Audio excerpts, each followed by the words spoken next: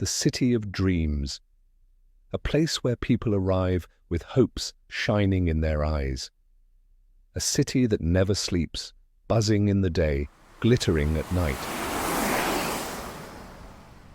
But behind that glitter, behind the lights, this city hides secrets no one dares to notice, maybe because here life doesn't walk, it runs. That's probably why we ignored the strange things that started happening in our lives. I'm Sunil, and this is the story of what happened to me, my girlfriend Priya, and our friend Samir in a 2 BHK flat in Mumbai. We had a routine life. We worked together at a call center, lived together, laughed together. Everything seemed perfect.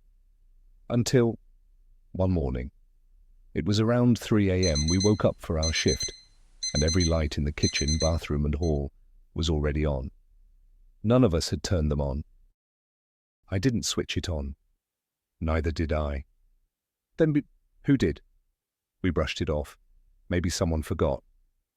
But it kept happening. Again, and again, and again. One evening, we returned from work and saw a child playing in our living room. Things were scattered everywhere. I assumed our maid had come early. Brought her son again. But she wasn't there. Anyway, we thought maybe she left her son here and went to the neighbour's house. I was furious. Is this a play school or what? I snapped. Who just leaves their kid in someone else's house without asking? After an hour, we checked with the neighbours. And what they said froze us. The maid never came to their house.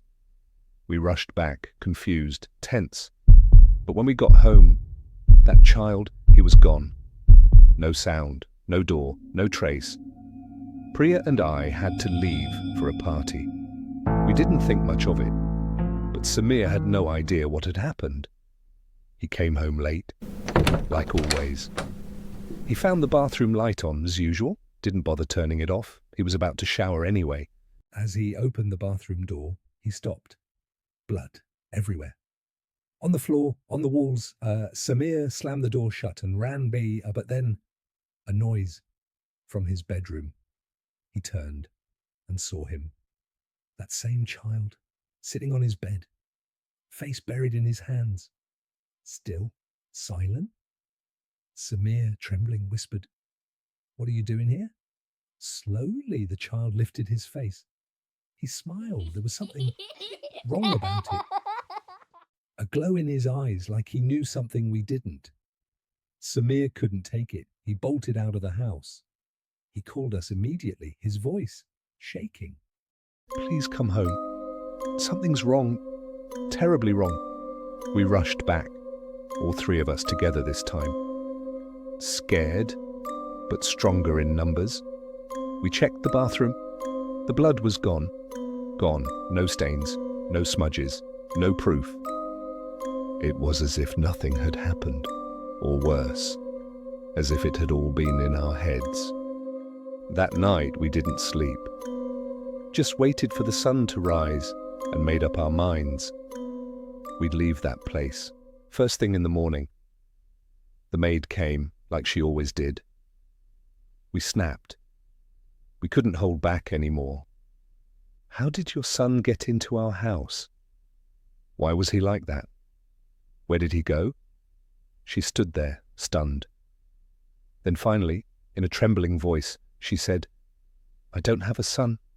My stomach dropped. I looked at Priya, Samir. We all had the same look in our eyes. This wasn't a prank. This wasn't our imagination.